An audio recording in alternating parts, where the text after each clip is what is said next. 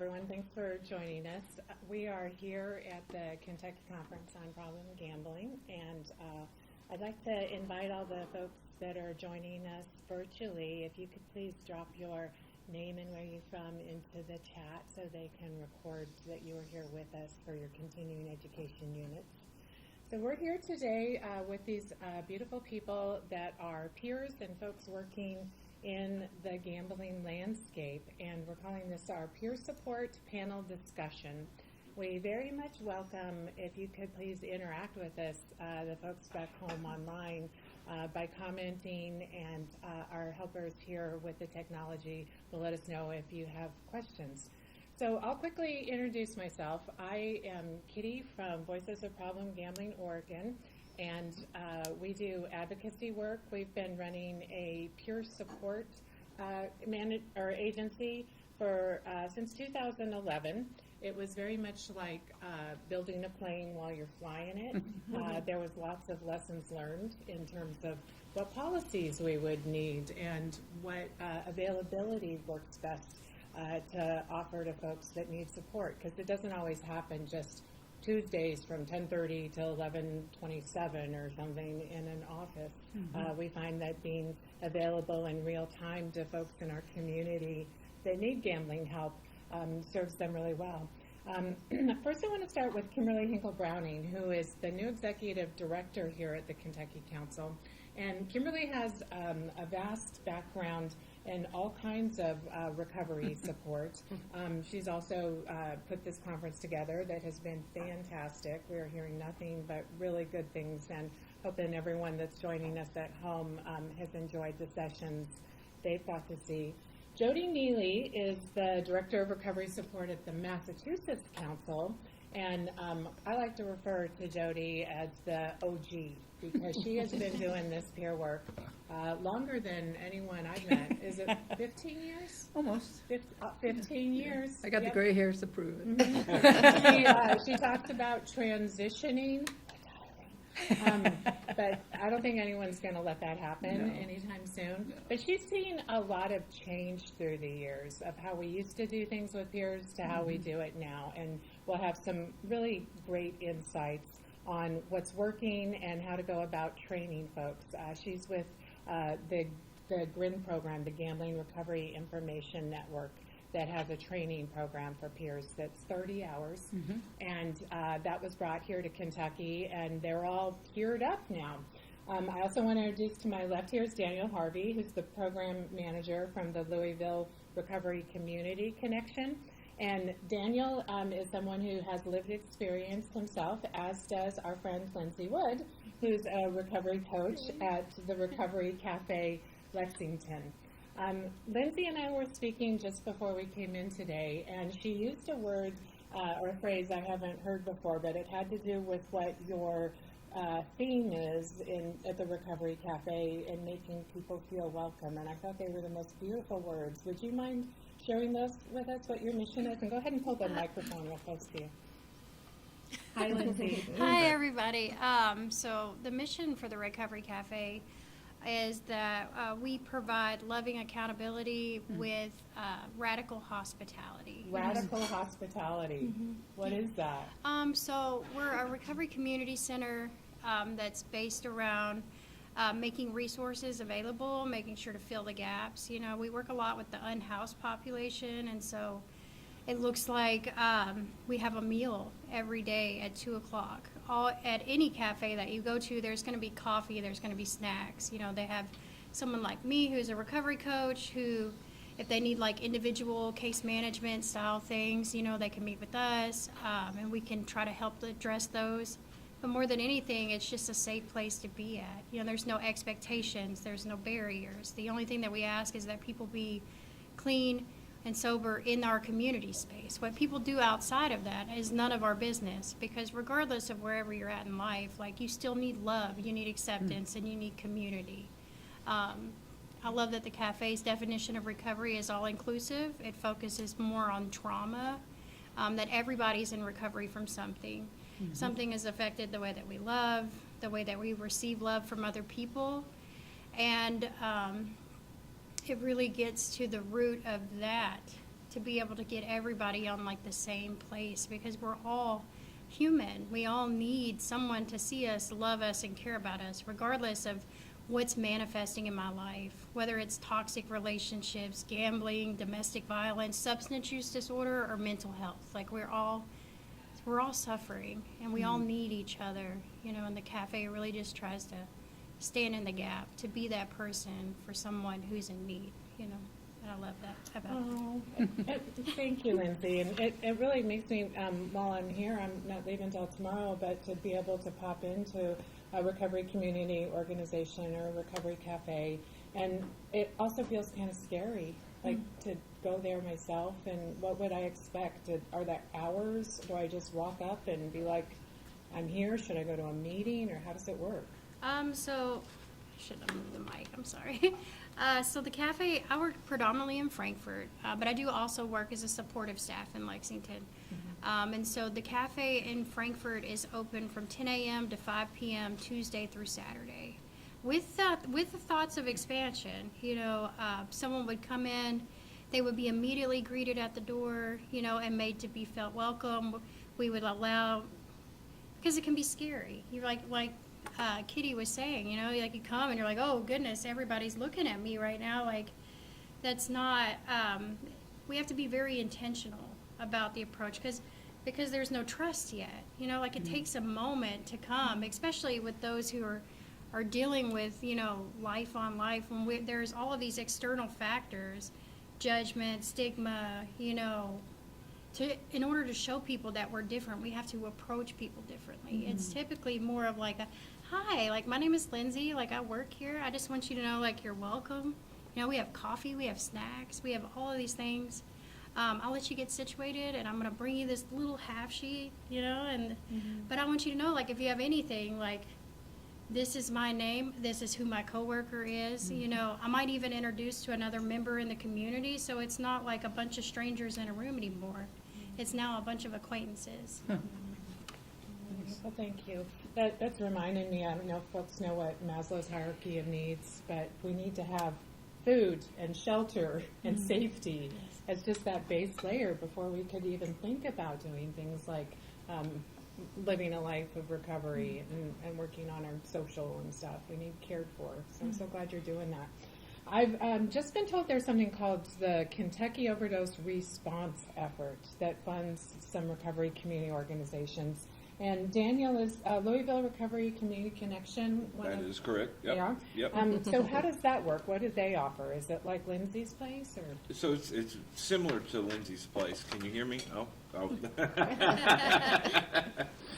So it's very similar to Lindsey's place. Lindsey's is an RCC, and we are an RCC, which is a Recovery Community Center. At LRCC, we have meetings 7 days a week for people in AA, NA. Let me rephrase that. It's better to just say we have any meeting for anybody. So we have LGBTQ plus specific meetings. We have Southeast Christian Church, which is a major church here in Kentucky and specifically Louisville, that is a tremendous sponsor that does outreach with us. They provide clothing, food, and hygiene for anybody that comes in need. We also provide warm meals for people whenever they come in. If they're experiencing homelessness, they haven't eaten in a few days, they need something to eat, we can provide that for them. And then we have meetings for smart recovery, if you're familiar with that. AANA, and we have recovery yoga. Cool. Yep, which is free for anybody that participates. And it's really crazy because you hear yoga, I hear yoga, and I immediately go, I'm too fat for that. But what's amazing about our space is we integrate everybody. And we include everybody. And everybody gets along and works together for the greater good of the people that need the help the most. And you see that in things like Recovery Yoga when we have 40 women from a homeless shelter come and do yoga one night with us. Wow. And it's amazing. We also do pro-social events. I mean, that's the fun stuff. That's the stuff we really love to do. We partner with The Commonwealth Center for Fathers and Family, we're having a father-specific workshop one day in April. We also do things like family fun days, summer bashes, movie nights, just to provide that sense of community and a safe place that you really have to work hard at your recovery, but as in anything, if you don't enjoy your time in a safe way, it's not good. So we provide those events for them as well. We also have peer support, and we help people through our recovery coaching program to eliminate barriers to the recovery and develop recovery plans and action plans and follow up with those to make sure goals are met. What's an example of what would be on a recovery plan? So it could be anything. It's just really specific to a person and their need. Yoga. Like move and feel good. Yeah, 100% that. Some people don't have IDs. So we have a program we work with Jefferson County. We provide free IDs. Some people need to lose weight. That's imperative to their recovery. I need to lose weight. And then there's always the big three, like you said, in the hierarchy of needs. How do I have shelter? So that could be finding a safe living space outside of treatment. It could be finding a job to secure a safe living space when they're done with treatment. There's so many things, but the big things you would think of we would help do, we do, but we also help with the other things that help sustain recovery outside of the treatment window. Because those are the important. We don't want people to go back. The recidivism rate is high. I don't know it off the top of my head, but that's where we want to target. We want to retarget the recidivism rate and do everything possible to keep people from having to go back. Understanding that I've relapsed multiple times. It happens. We're not judging you. We don't want it to happen. So how do we build in buffers into your recovery and plan for those things and set goals to put those buffers into place? If gambling did happen again or relapse, are you peers safe people to tell that to? That I'm experiencing the symptoms of my challenges? If you tell me anything, you're safe. Oh. Yeah, I mean, that's, I think, Absolutely. Lindsey might have the same understanding I do, but I don't care what you do. Like, that's the purest form, because you hear, I don't care, or I don't give a damn, or anything like that. And people are like, I don't like that. But no, like, in the purest form, I don't care. Okay, that's fine. What's next?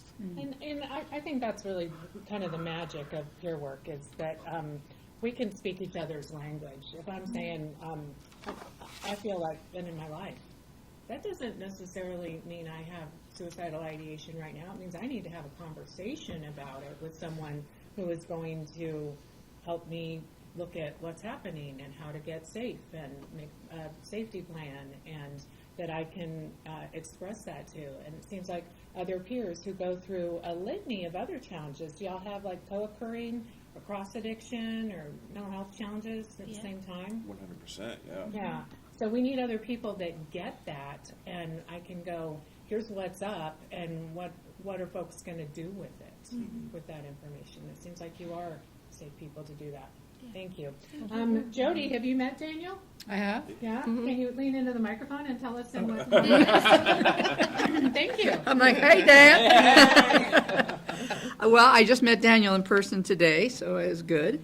And I had met Kim, both of them on Zoom previously. So, yeah, as Kitty said, I work for the Mass Council on Gaming and Health out of Massachusetts. I'm the Director of Recovery Services there. But in my role here, we've done work with the state of Kentucky through our GRIN network. GRIN, I think my CEO, Marlene, came up with this, but it's great because you say the word GRIN, you're like, GRIN, yeah, you sort of can't stop yourself. But it actually, other than smiling, it makes you, it's the Gambling Recovery Information Network. And we partner with an organization in the UK called Bet No More. And they have been our partners in bringing GRIN because that way we're out of Massachusetts. We're doing work in other states. And what was great about Grin in Kentucky is that we ran our first ever U.S. based, like it was in the U.S. versus I took the Bet No More 30-hour peer training, which was great, sort of, sparked a lot of this. And we worked with Bet No More to do a 30-hour training with Kentucky. And Daniel found 7 peers in recovery from, had lived experience from gambling harm. And they completed 30 hours of training. There were 10 modules. They were started end of January, ended end of February, 2 days a week, about 3 hours each session. It was great. It was Zoom. It's not as great as having 8 or 9 people in a room, but it worked, and people were interactive, and they all completed the training. Those 7, and they are now called, I have to read it because it's so long, Certified Kentucky Gambling Recovery Peer Support Specialists. They've all submitted the application and gotten their little certificate. And I'm just, I'm a person with lived experience. My last bet was in June of 2008. I don't know about being called the OG, but, because even though I'm 70, I sort of still feel like 50. But of course, 50 was when my life went off the rails, so never mind. I'll stay at 70, because 70 is good. I'm on the other side of that train wreck. And, anytime we train people, either peers or clinicians, we do a 30-hour training for clinicians as well. And I'm grateful that people are listening and learning, and you all here today, any conference, because when we talk to people, long answer, sorry, Kitty. No. When we talk to people, it's not just you, or it's what you're learning for the person you sit next to in church, or at the PTA, or your neighbor who says, well, my uncle's, going to the track a lot, or he scratches those tickets, his truck's full of used trinket, whatever. Like, now I know. I know the risk factors, I know the warning signs, I know some communication skills. I mean, the modules through the GRIN training are everything from, there's trauma in there, there's brain biology, there's self-care, there's recovery supports, pathways to recovery, how you can work with somebody who, if you're a peer, say a peer recovery coach, say, and you're working with a recovery, what your boundaries are, and that kind of thing. I mean, it's soup to nuts. It's an amazing training.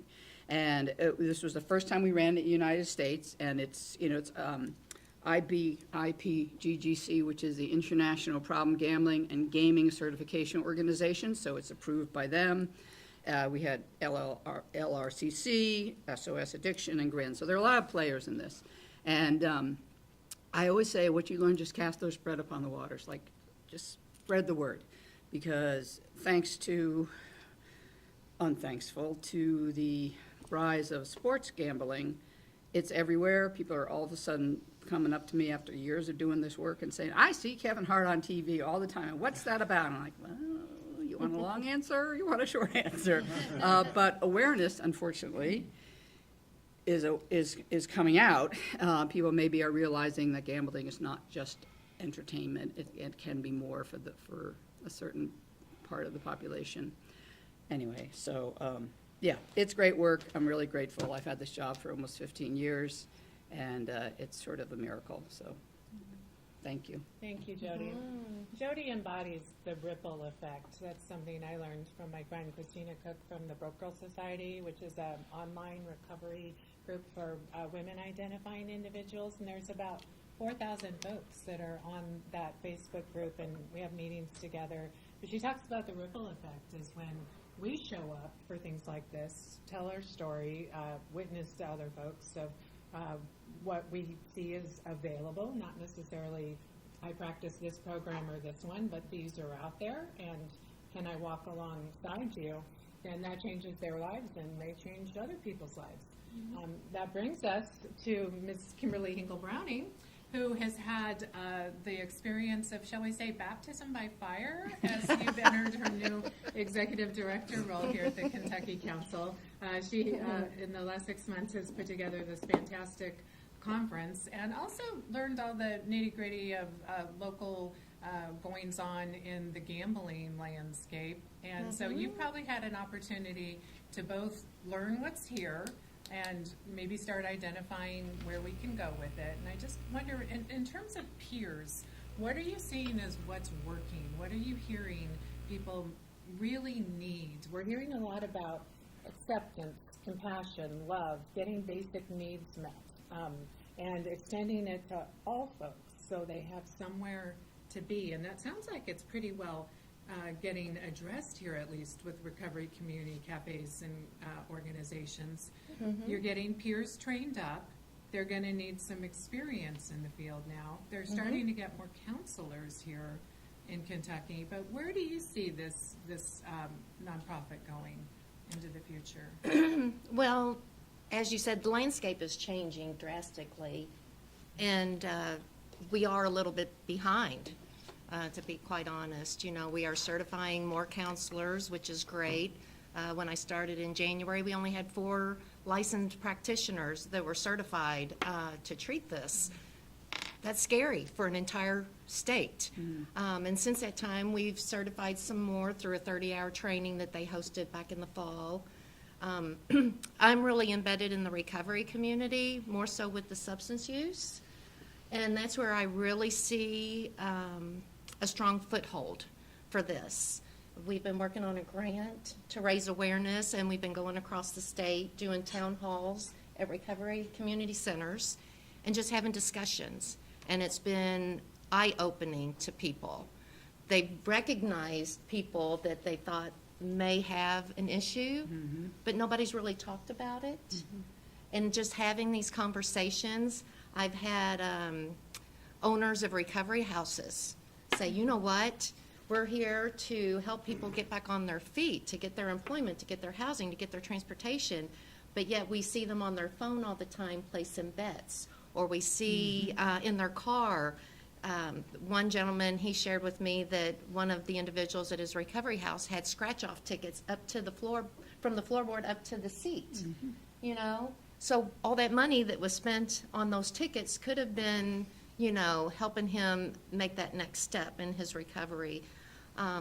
So really just talking about screening and just having discussions when people walk through the door. Why aren't we screening them? You know, 3 quick questions, you know, that's just getting the information out there. So I see this being a big movement for the recovery community. I know we've got David here from CORE, and we now have, what, 35 RCCs in our state. So that's a great way to get in, you know, to that community and just start having conversations. Oh, thank you. You just mentioned scratch-it tickets, and I'm noticing here in Kentucky, there's a range of ways to gamble. Of course, we're starting to have digital handheld on our phones, and that's also going to have prediction markets, which is going to be very accessible, and a number of concerns. It's gambling adjacent, technically. There's also, I drove by a casino over here, and it seems like Horse Tracks also have machines and casinos related to them. But I believe, Lindsey, you mentioned that there's other ways that appeal to all demographics. We have machines in bars and delis. I think it's called Lotto or something, or Keno. And that's a little slower. It moves a little slower. But we were talking about how gambling can sometimes progress from scratch-it tickets, if that's right down to giving them to gifts for children, that normalizes the gambling. And one can do those kinds of gambling behaviors for a while before it seems to escalate into tolerance. And you mentioned another kind of, tell us about the different modes of gambling and how they can escalate. And you're welcome to share anything about your own story that relates to that. Okay. So yeah, I feel like it's definitely progressive, like gambling is. You know, we had heard it talked about yesterday in one of the training modules that, what was it, within 2 years it would go up 8%. So he was talking about $1 bet by the end of the year would be $8, you know, and like that was true for me. Like gambling was so a part of my life from childhood. You know, like my mom and them used to buy scratch-off tickets, and that is what we would do. We would sit with them in the car, we would do that. You know, my family, they would get all of their social interactions together, playing cards and betting on cards, or going to bingo. We would all go to bingo together, and like we would sit and play and all this stuff and have a great time. You know, so as I didn't even realize that gambling was an addiction, you know, because it had been so normalized in my family system. It wasn't until I moved to Louisville, I had extra money, you know, because tax time is always like a big trigger for me because it's money that I don't have an immediate need for, you know, and then it becomes like, it became what was a reward system for me because I have 4 kids, you know, and so then it would be like, oh, well, you know, I don't have the kids tonight. Like, I should go do this. I should go have some me time, you know, and then when the opportunity presented itself and I had more free time than I was used to having, you know, I found myself going like once, twice, 3 times, like just like the disease of addiction, just like substance use disorder, it became this progressive thing. Well, it started with I'll take $20 and just play this pack to, well, I'll buy this other pack because it's got everything included in it. Now that's $100. And then, oh, but $100 isn't enough, you know, so if I just keep adding this, well, if I spend $400, you know, then I don't have to worry about going to the ATM. You know, like it just continued to evolve into this until it eventually became that same, you know, guilt, shame, and remorse that comes with substance use disorder. The not wanting to tell my NA sponsor, you know, that like I'm in a bingo hall again and I just spent $400 chasing something that didn't happen. But if I come tomorrow, maybe I can get that back because it's happened before. It's definitely possible. That false sense of hope, like they talked about in all the trainings yesterday, it's the same pattern with the addiction to gambling as it is with substance use disorder, and it's just as harmful. Like it's just as harmful. I just heard the word hope. Pass it on up, Daniel. I was telling them before we started that I absolutely despise the word hope. Hope, to me, there is no such thing as false hope. It's when you're looking at probabilities and statistics, nothing's impossible, right? You hear it all the time. Anything's possible. Anything you put your mind to, you can do. Any outcome can happen. So you have this hope, this desire that the outcome will be favorable to you. And so that drives your decision-making process. It drives the addiction even further to make you feel like everything's going to be okay. You have hope that everything's going to be okay. Because I like what Jodie said earlier when we were talking that the difference between using heroin and gambling, those 2 addictions, is sometimes with gambling you win, and when you win, it just reinforces your behaviors that you're successful. So, to me, I despise the word hope. I think as an industry we've just kind of taken it and we just put it on everything. I don't have hope for anything. I have radical acceptance. And I have a profound faith that no matter what happens, it's going to be okay. I don't hope for everything to be, of course, I'm a human and I want things to be good. I want things to be okay. I want them to work out.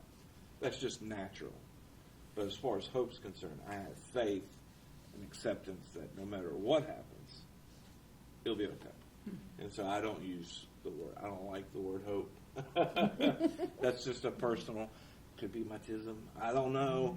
But when it comes to hope, I don't like that word. I just think we've latched onto it as a buzzword. We do that a lot in recovery industry. We find a new buzzword. Well, radical's becoming a buzzword because it's just a little bit further, right? I can just say I have unconditional acceptance. But when you use that pizzazz, that radical, it doesn't add anything. You're just making it more appealing. So we do that a lot. And I think as an industry, we've done it with hope. And for me personally, I got sober originally in 2015 in the healing places where hope is found. That's their motto. I love the healing place. The best experience of my life. But I just don't like that. I've always had hope. That's the problem. Well, and you know, I think sometimes we also have to remember in terms of radical acceptance, 2 things can be true. We can wish for a good outcome. We also need to do something about it. You know, let's focus on this area of what our actions, and y'all are doing that, of figuring out what supports do we need to get there, not just wishing. Yes. kind of thing. Yep. In terms of hope, and I was thinking about like thoughts and prayers and turning things over and surrender, and some of those buzzwords we hear in the recovery landscape. There's lots of options these days. Since the pandemic, we hopped online, and now we have this capability. I think there's 70 people that joined us today for being on the live stream, and they're available on YouTube afterwards. The world's become a much smaller place. We have more access and less barriers to recovery. When I think about walking up to a recovery cafe, it's still, I have the tism too. It's scary to go out in the big world, and let alone with people that are at all different than me and don't look like me and sound like me. I mean, that's hard for all of us, and that's where peers come in, is I can be your wing dog and walk alongside you for this. I've also found that there's a variety of spiritual beliefs and programs that we say get in where you fit in. And we historically have told people, go to counseling for gambling specifically. We're starting to get more gambling counselors. It's great to have a peer to work with that's available. Talk to them at minimum every 72 hours and be able to tell them the truth of what's really going on with you. That it's a free space to be able to self-disclose. That's harder with like a parole officer or a parent or a spouse that's mad at you about money or something. But someone you can really talk to. Do something for your recovery every day. That can be yoga or listening to podcasts. Like, there's lots out there. And I wonder what you all recommend is available for folks that don't feel comfortable going to like a GA meeting in a church basement on a Friday night. There's other things that can augment our recovery. Like, let's each say one or two or three things of, did you know this was out there, resource-wise for peers, starting with Ms. Neely. Well, first I'm going to say, because I always have to, that one of the bravest things, and I don't give myself kudos for a lot, but one of the bravest things I did was walk down steps of a church basement to my first GA meeting. And how hard it was to walk across this huge basement with tables at the far end. All these people I didn't know were sitting there looking at me approach. Oh, new person, new person. I was in tears. A lot was going on. So, I'm glad I did that. That got me on my road to recovery. But there are, Kitty mentioned some of them, amazing supports out there. When I talk to folks on Helpline, I say, you don't have to do that because that's hard. You can do one of the Gamblers Anonymous conference calls. You can do, maybe you're a Facebooker. You can join a Facebook group and put your toe in the water in the one place that you feel the most comfortable. And so, I will say I'll say because others may not know, there's gamblersinrecovery.com is one of the things I talk to people a lot. It started during COVID. And you can go to meetings all over the world. I have a friend that goes to work, so she goes to, at 5 a.m. in the morning in the Boston area, she goes to a meeting, and it's Australia. And she loves Australia. She loves the accent. She loves the people. That's how she gets her recovery in for the day. And you can go in LA. So if you don't know about recovery, gamblersinrecovery.com, I would highly recommend looking at. They also have it for affected others, families and friends. It's a really good, wonderful resource. It's online, of course, but it's a good start. So that'll be my one contribution for that. I have more, but we'll see. And what about that? Like, you don't even have to wear shoes or pants if you're. I would never not wear pants. I don't Really? understand For a Zoom that. meeting? I don't understand that, sorry. It's come as you are, and sometimes you don't need the It's camera true. on. It's You true. just turn on your Zoom right. and you can participate. So really, it's easy to get to gambling with being on phones and all now and everywhere. So it should be just as easy to get to the ways that support us too. And if that's just flipping on our phone, computer, Zoom meeting thing, Yep. it's sure nice to have that access, and it's 24/7, huh? Yeah, 24/7. Wow, Yep. okay, great. Kimberly, could people get involved with the Kentucky Council, or what kind of ways can they get plugged into just being involved here? Yeah, so we actually just relaunched our website. So now people can go online, they can find resources. They also can find a list of the certified counselors if they're wanting to look for a clinician and they need that more personal, professional approach. The 1-800-GAMBLER, that is a call number, text number, chat, 24 hours a day, 7 days a week. River Valley Behavioral Health accepts those calls. They will put people in touch, either individuals that are themselves seeking help or affected others. That's the go-to, is that 1-800-GAMBLER. And I will, I'm sure Daniel will talk a little bit about the e-Vive, but I just want to share a little bit, if I could, as an affected other. You know, many years ago, when my spouse was struggling with his, you know, I went to a Gam-Anon meeting, and it was in a church, and it just did not work for me. Yeah, I was uncomfortable. I'm a spiritual person, you know, I was raised in the church, but for me, that just wasn't the fit. And so the one beautiful thing about the RCCs is that they accept all pathways of recovery. Right. You know, and so if a GA meeting's not working for you, try something else. You know, if you're an affected other, seek those resources. I mean, you can do a Google search and you're going to find all kinds of options nowadays. 20 years ago in rural Kentucky, you know, we had nothing. You know, we didn't even know about substance use treatment providers. You know, where do you go? And that's the beautiful thing about technology now. I mean, you know, it's the access has, you know, the bad side is it's accessible for those, you know, that may develop a disorder. But the resources are there too if you need help. But for anybody in Kentucky, the go-to is the 1-800-GAMBLER, and they can refer. Thank you for telling us about affected others, because that's definitely a whole group of other challenges that folks are going to be affected by with gambling, that it wasn't necessarily you having the compulsive behavior, but you still had the consequences of it. Absolutely. Yeah, and there's a lot to unpack there of setting limits and taking care of ourselves while loving our person, while also having boundaries of not being able to be a part of the behavior continuing. Have you heard of the Center for Motivational Change, or CRAFT, Community Reinforcement and Family Training? No. I know that y'all have Smart Recovery at your RCOs. Yeah. Yes. So Smart Recovery stands. Do you want to talk about Smart Recovery? Because CRAFT is Sure. the family version. I'll circle back to it. Tell us about Smart. So SMART is specific, measurable, realistic, timely goals. I'm missing a letter, aren't I? The A. The A, Actionable. yeah, or achievable. Either way. Achievable. Yeah, and so what a SMART goal would look like is if I say, hey, you know what, I'm going to get up and I'm going to read my Bible 7 days a week. That's what I want to do for myself, you know.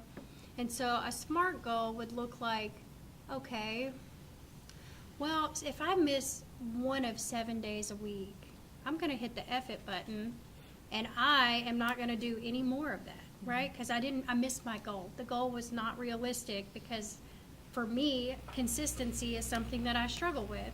And if I miss one, then I'm not going to do it at all.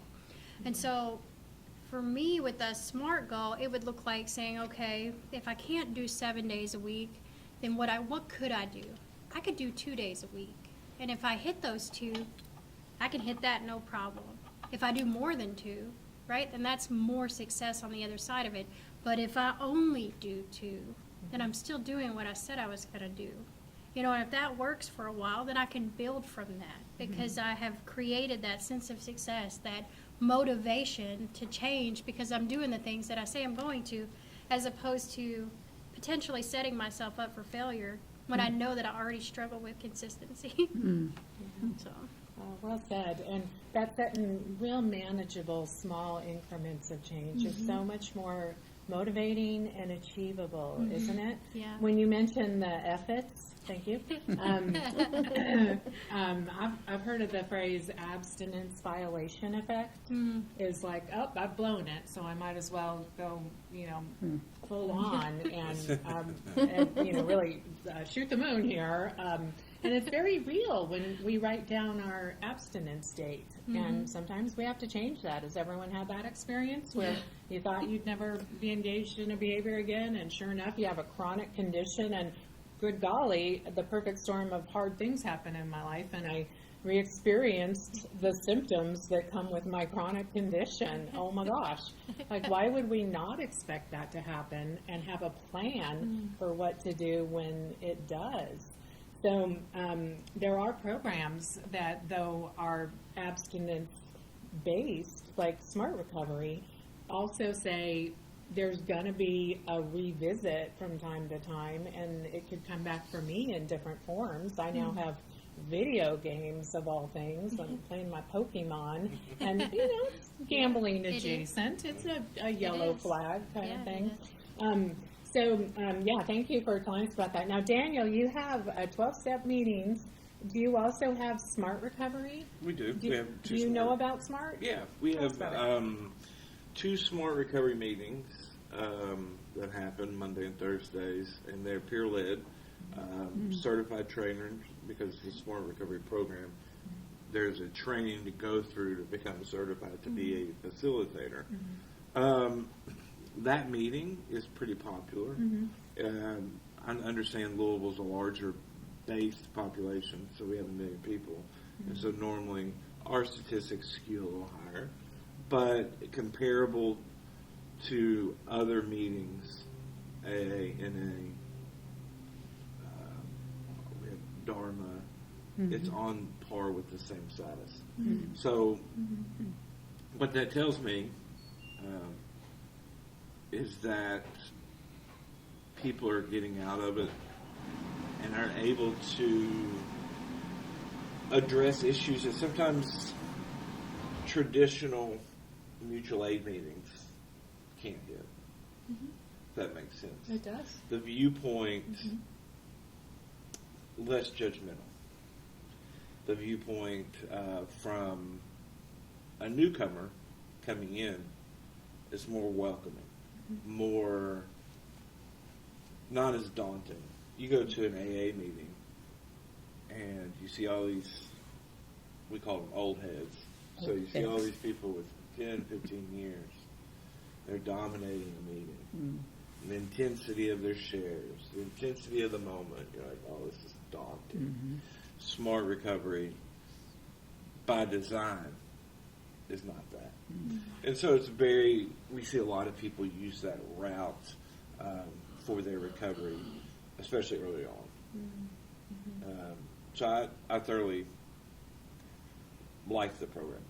There's parts of it like the CBT and the different, the toolbox I think is probably the most amazing, one of the most amazing recovery tools out there. Their toolbox, and it's been so long since I've been on there now. Because I just incorporated it into my daily inventory. Yeah. Just piecemealing my recovery together. But you can go online to the toolbox and get tools and exercises to help you deal with any, from resentment to anger, to self-loathing, shame. You can do all that. Or maybe a person, place, or things bothering you. There's tools on there you can go snag free of charge, which I like, and you can do so on your own, in your home.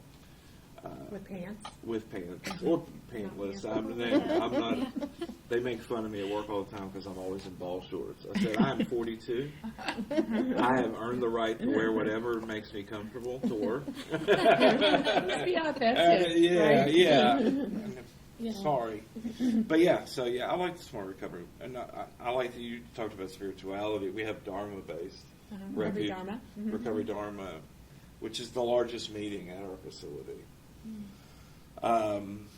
And what I've, from the outside looking in, discerned is that people need help figuring out how to take a break. Society as a whole has become manic. And with gambling, it's mania, right? I'm bipolar 1, severe bipolar 1. And when I get manic, it can get iffy. And so the Recovery Dharma the 8 tenets they teach, but they have 30-minute meditations. Hmm. And everybody, and I think that's the reason why yoga is probably popular now, is because it's a forced break. It's almost like when you go to PE class as a kid. It's a forced action away from everything else you're doing. And so you look forward to PE. It's doing something different throughout your day. And I think yoga and meditation provides that. And then everybody feels relaxed, calm, rested, or their cups filled afterwards. So I see that a lot too with the recovery dharma. It's just the different pathway, and then adding it back into their AA, MA, whatever, GA, CA, MA. Louisville has all the Got A's. a lot of A's. We got all the A's. But Smart Recovery is kind of a one-stop shop. Yeah. And y'all have that where it ping-pongs around. Have you had other addictions or compulsive behaviors than just gambling? Yeah, Yeah. yeah. I had 3-pack-a-day cigarettes, which I quit when I was 25, and then leapfrog to alcohol disorder, which I quit when I was 37.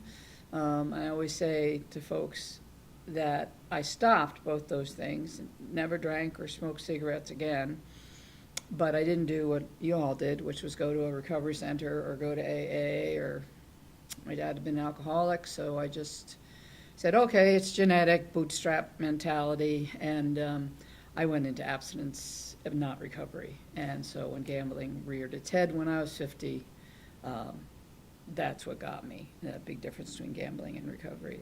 And you know, I just didn't know as much then. And then I found GA as my pathway, but believe me, if I could have avoided walking down those church steps, I would have gone to an online meeting first. And you know, I do encourage real-time, real-life relationships. But here in Kentucky, if you're struggling with a gambling disorder, you have, what'd you say, 37 recovery centers? 34. 34 recovery centers? 35. 35. Walk into one of them and know you're not alone. And it's just, and they're so great. We have 39 of them in Massachusetts, and one of the joys of my job, which didn't start this way, was me saying, hey, I want to go to the peer recovery centers and just talk about gambling. Because they all get it. They all get it. I was telling Daniel, all I have to do is say, here are the similarities, here, oh, okay, yep, got it. You know, whack-a-mole, whatever, go from one to the other. They understand it completely. But the recovery community is so at risk for gambling disorder, the co-occurring factors are really high, that every time I run a group or raise awareness, you know, for me personally, I could save a life. And that's the bottom line. That's the work that we do, you know. And, you know, the Kitty hasn't asked yet, but if she asks the question, why is peer support important? I will answer that. I will answer that. We already talked about it. Everybody else can give their own version of it, but mine is. That's a great way to wrap up. Let's all go down the line. Yeah, and say. yeah. So, you know, if you're talking with someone who has not had lived experience from gambling harm, there's a lot of words between what you're trying to get across and what they're hearing. But if someone calls on 1-800-GAMBLER and you're talking to them, you say, hey, you know, hi, I'm Jodie, I'm a peer specialist, and I have lived experience from gambling harm, or whatever you say, and they're like, okay, and then the conversation really begins. Like all that blah blah blah blah, blah all that fluff in the middle, it just shortens the conversation. So people say they almost instantly trust you. You have instant credibility, and maybe for the first time, someone is listening to them. And that is, and then I will shift a little bit to clinical side.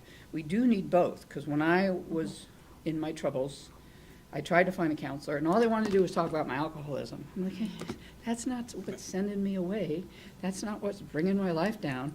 And they didn't know about gambling. And I've trained hundreds of counselors now in my years at the council about gambling disorder, and it's so important when someone walks in for counseling and they say, I'm struggling with gambling, or even if it has to be drawn out, that they know the differences between substance use and gambling disorder, about that sometimes you win, and there's the reward system, the intermittent reward. They have to understand that.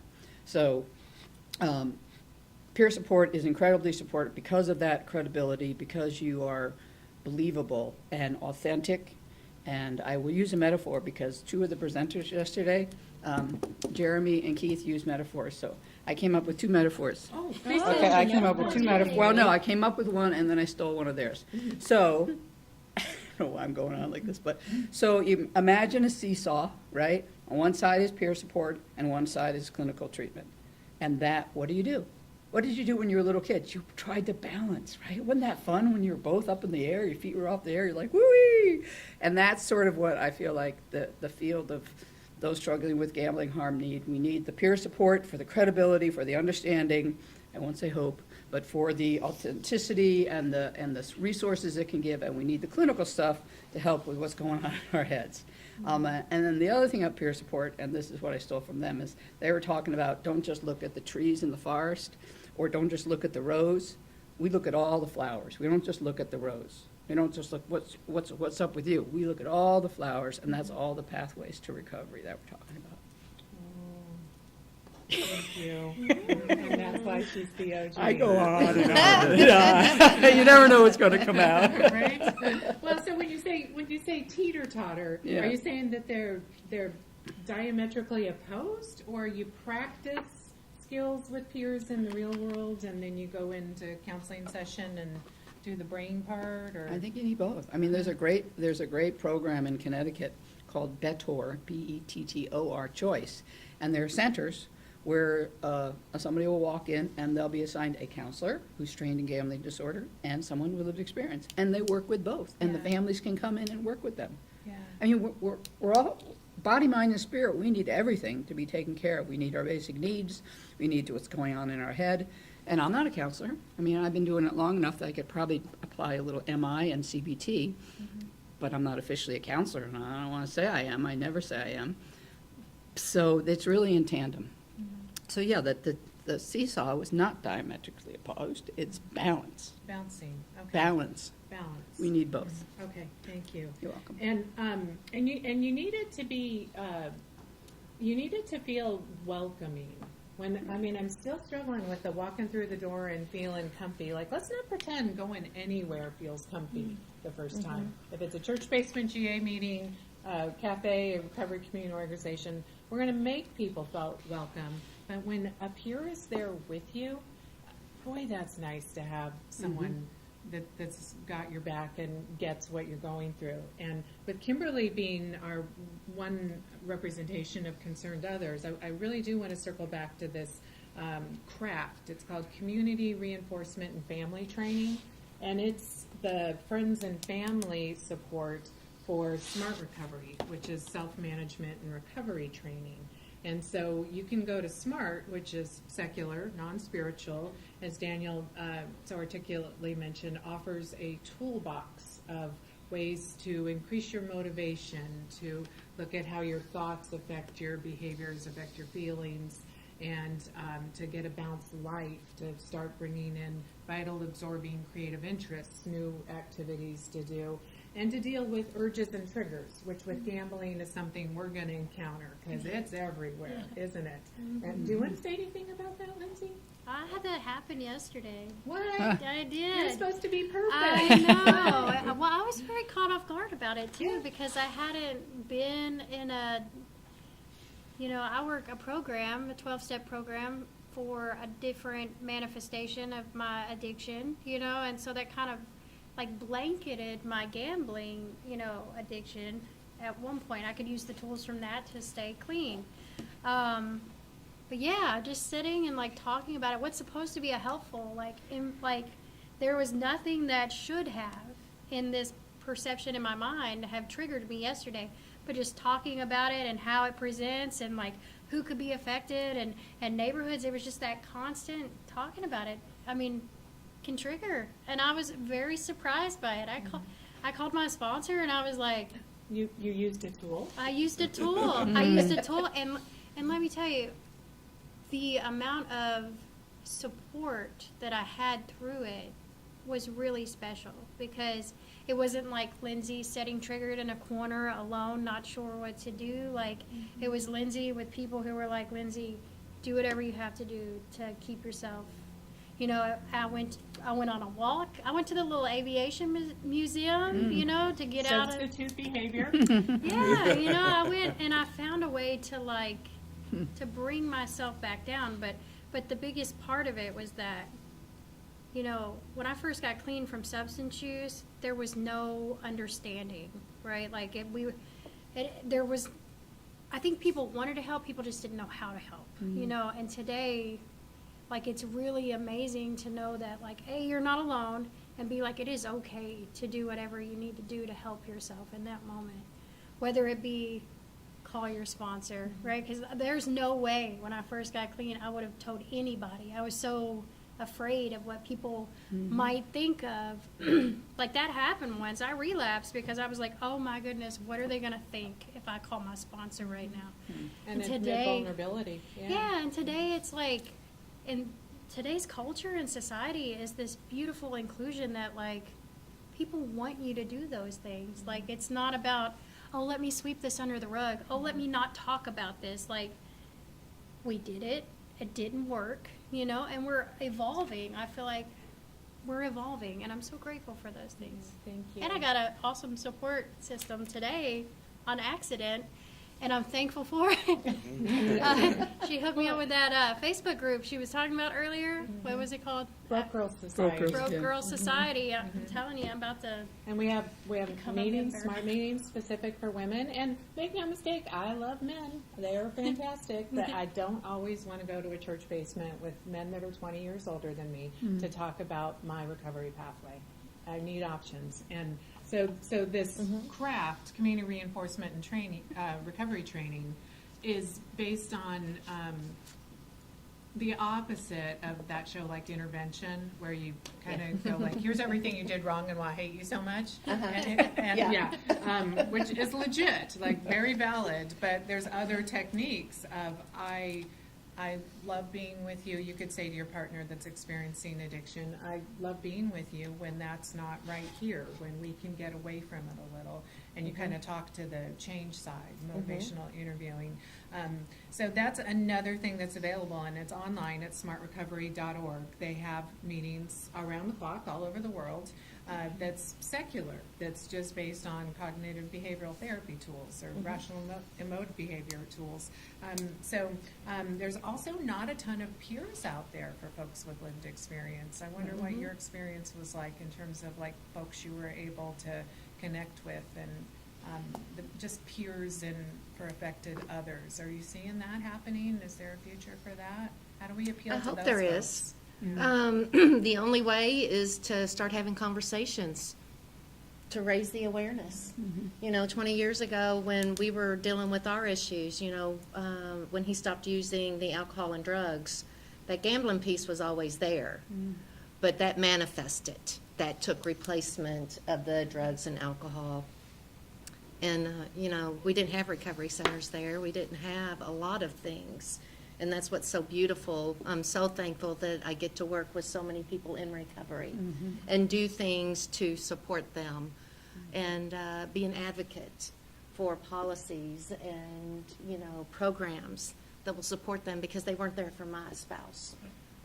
And I struggled, you know, and I had that shame and that's the stigma and all that. And so as an affected other, I can use my voice to raise the awareness so that other families can learn about it, can understand it. You know, I wish these tools were available back then, but they weren't.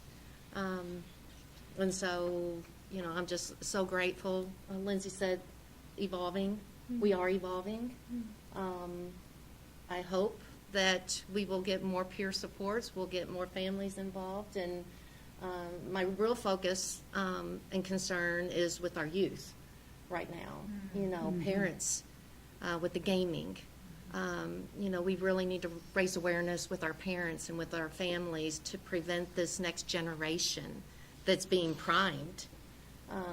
But that's a whole nother issue. No, it's so important. That could be a whole nother conversation. We actually have a presentation about it. About youth, yeah. Do kids come to your centers? We do partner with an organization called YPR. The youngest member we have is 16. And then we partner with 2 facilities, and we do a youth outreach. Youth outreach. Yeah, into those inpatient treatment facilities. Nice. Yeah, and then our presentation that we've been doing in RCCs, Kim and I wrote, is based on the convergence between rural and then specifically youth targeted gaming that later turns into gambling, problem gambling. Sure does. Yeah. Okay. Any final words about your vision for peer services?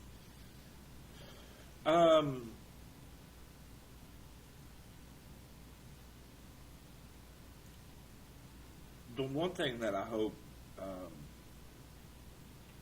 in the state for peer services is that we've learned from past mistakes in other peer services, and that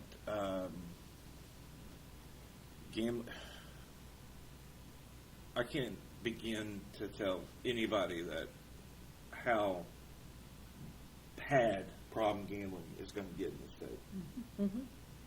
It's going to be horrible. I know Kentucky people. I know I'm from Ashland, Kentucky, which is the farthest east you can get in the state. I grew up there for 24 years and then moved to Louisville. And then I worked and lived in the inner city community for another 15 years. And now I'm doing what I'm doing. And I have my own lived experience with problem gambling. It is going to be a silent killer. It's going to decimate the substance use recovery community, because now everything's online. You don't have to go to the store to get a bottle. You don't have to go to the casino to place a bet. You get all your money direct deposited. No one's going to see you going to withdraw cash. No, it's going to be right in your bed. Let alone if you have a mania happening. And let alone if you have mania happening. So my biggest hope for peer support is that we don't fall prey to the same issues that we had with peer support in the state when it came to substance use and mental health peer support, and that we have a very open and honest discussion that everybody needs to take the ball with and run with it, and not just one. Like, that's one thing with the grants that we do with problem gambling is we want to work with everybody and anybody, because this is a nuclear bomb ready to you. It'll be an epidemic. It's going to be You're not horrible. being Yeah, it's like hyperbolic. it's going to be horrible. It's like going to a campfire and like, we don't want the fire to spread, but putting a bunch of paper towels right next to it. It's going to be bad. So my only hope is that we have the chance now, at the very beginning, to do it right, not be political, and just do it. I hope that happens. So we don't. Yeah. Well, you're doing your share. You're Yeah. not just hoping that happens. Right, yeah. We're doing our part. Thank you, sir. Lindsey, final words, closing. What's your vision? Vision for peer support? I don't know. My hope is that more people do become peer supports. You know, like when I first got clean, I needed that identification with a person, right? Like there's no way I would have got clean from substance use or even trauma. Like if I hadn't had someone who said, yeah, me too, I've been through that and I need, there's a way out. Like, let me show you how to get to where you need to be at. Like I had to have someone hold that hope for me, because I had tried so many times without that supportive system to do it, and every time I failed. And so, like we talked about gambling, having that reinforcing behavior, that reward system, like substance use was kind of the same in that, only it was the negative side, right? Every time I tried and failed, it almost reinforced that belief that I was never going to get it, that things were never going to be any different, and so having that like guidance of a peer support saying that, like, yeah, no, it's hard, like, yeah, no, I've been through the exact same thing, because the first thing that people will say is like, hey, how could you've never been through this. If you've never been through this, you cannot understand what it's like, especially with substance use. You know, I always kind of put them together because for me it's the same, right? I know that it's different, but for me it presents in the same way. And so, had I not had someone who knows what it feels like to be obsessed, knows what it feels like to be stuck in that pattern of self-destruction, even though there's a little bit of good, there's that positive chance, that hope that comes with maybe this time will be different. Like, I never took anyone serious. Even as far as I had a substance use counselor one time who was like, well, I haven't been through it. I was like, everything that she said in that moment, like, I mentally felt it cheapen. And it shouldn't be that way. But I mean, I hate to admit that that's where it's at. And for me, like peers, they come in with that authentic connection because there is that piece to where like, oh, you've done it too, cool. And that's where recovery starts for me. Like, I have to learn to fundamentally trust someone. And the only way that I can fundamentally trust someone is if we share something in common. It doesn't always have to be skin color or tone or things like that. Like, it can be experience. But sometimes, you know, I have to be open-minded enough to get to that point. And if I'm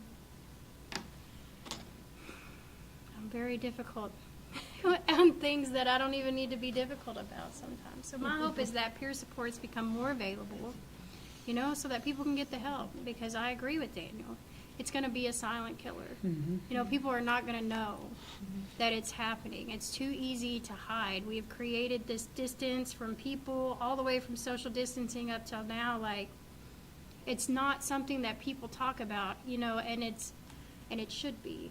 Like, it should be. But, you know, like, even with my story, like, I could not see that it was a problem until it became so overwhelming that I could not deny the problem anymore, you know?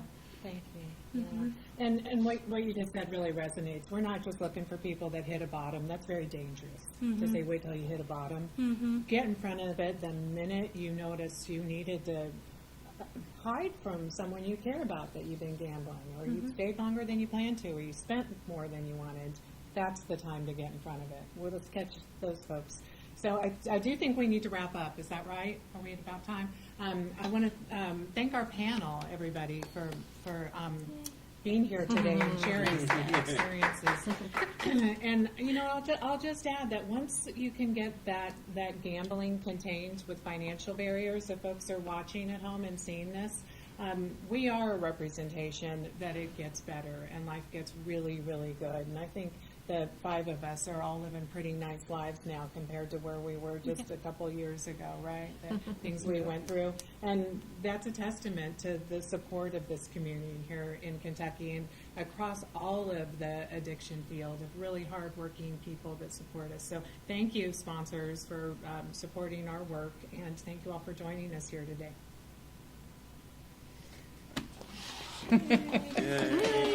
Thank you. Wow.